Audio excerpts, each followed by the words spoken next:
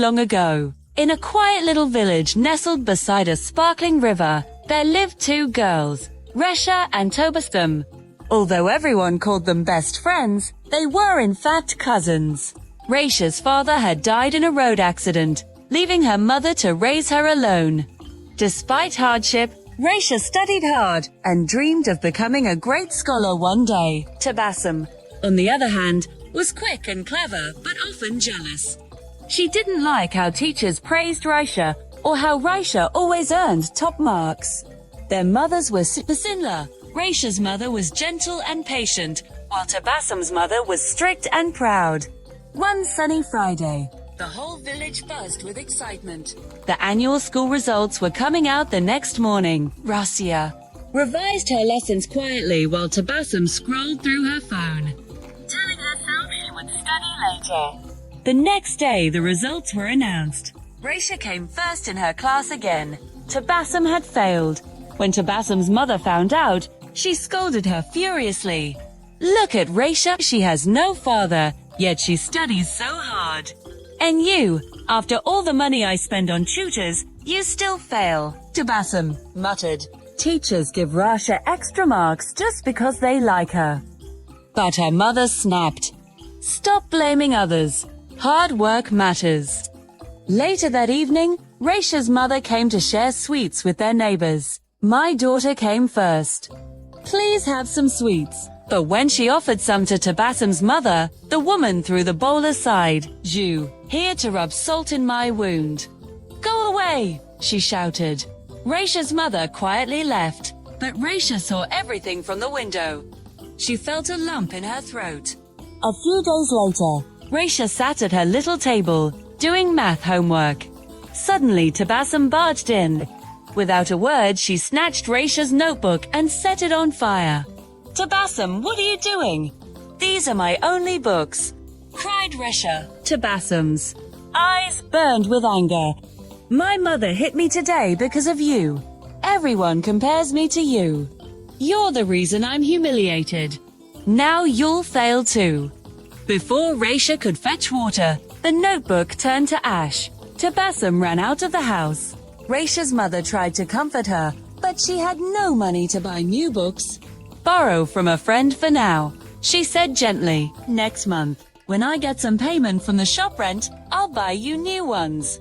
Time passed. One morning, Raisha's mother collapsed, coughing blood. She called Raisha close. My dear child, she whispered, I may not live much longer. Promise me you'll stay kind, no matter what. She asked Raisha to fetch her aunt and uncle. But when Raisha ran to call them, Tobasum's mother scoffed. Skip, your mother brings bad luck.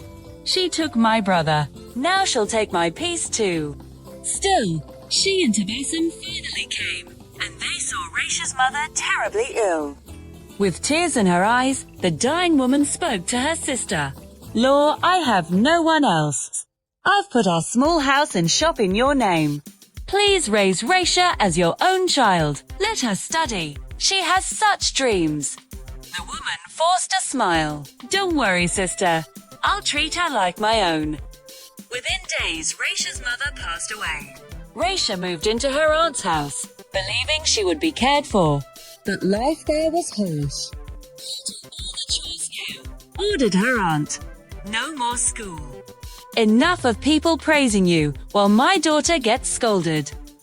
Raisha pleaded, Please, aunt. My mother's last wish was for me to study. A sharp slap silenced her.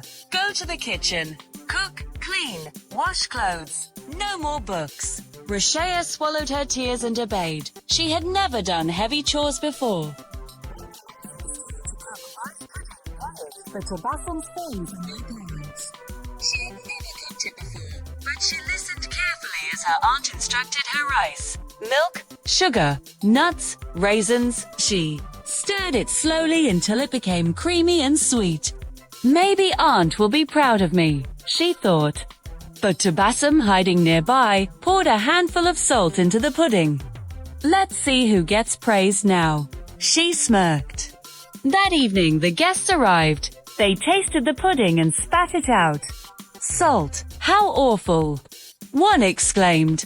Raisha tried to explain, but her aunt's face darkened. "Yous humiliated me in front of everyone." She beat Raisha and threw her out of the house. Raisha wandered down the dusty path, crying.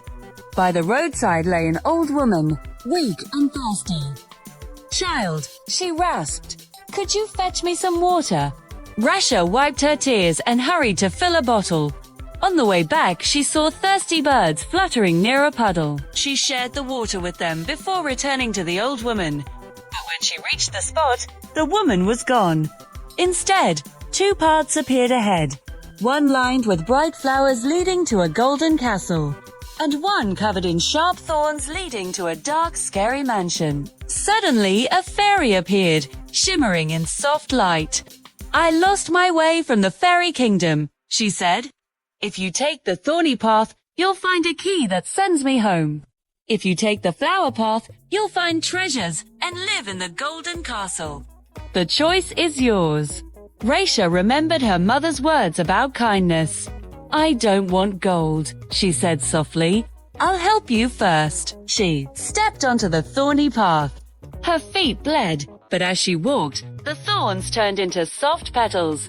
Her rags transformed into a beautiful gown. At the end of the path lay a silver key. She unlocked the dark house and found a flying carpet. "Place me on it," said the fairy. Raisha did. In a flash, the fairy rose into the sky, smiling. "You've passed my test. Here, this pot of gold coins is yours. Use it well." Raisha returned home, her arms full of gold coins. She explained everything. Her aunt's eyes gleamed. "Tabassum, you'll go next. But skip the thorny path. Just take the flower path and bring back the gold." Raisha begged, "Please, aunt, don't be greedy. It could be dangerous." But they ignored her. Tabassum went to the place. The fairy appeared again and gave the same instructions. Tabassum laughed. "I'm not here to help anyone. I'm here for the treasure." She stepped onto the flower path, but instantly it turned to thorns. Her feet bled as she stumbled into the dark mansion. Inside were terrifying ogres. Nobody came to save her. Tweet. Back in the village, days passed with no sign of Tabassum. Her mother went mad with grief. Meanwhile, Raisha used the gold not for luxury but to build a small flower shop and help the poor. Whenever she thought of the fairy appeared and gave her more coins. But only when she needed them for good deeds. One day an old woman came asking for help with her granddaughter's wedding. Raisha gave her coins without hesitation. The woman turned into the fairy again. "I came to test you once more," she said. "You've proven that even with riches you stay humble and kind. Come live in the golden castle. From there you can help as many poor people as you wish." Raisha moved to the magical castle. She lived happily, using its endless treasures to support the needy. She never forgot her mother's words. True wealth is kindness. And so, the girl who chose compassion over greed became a queen in her own right, not of power or gold, but of goodness.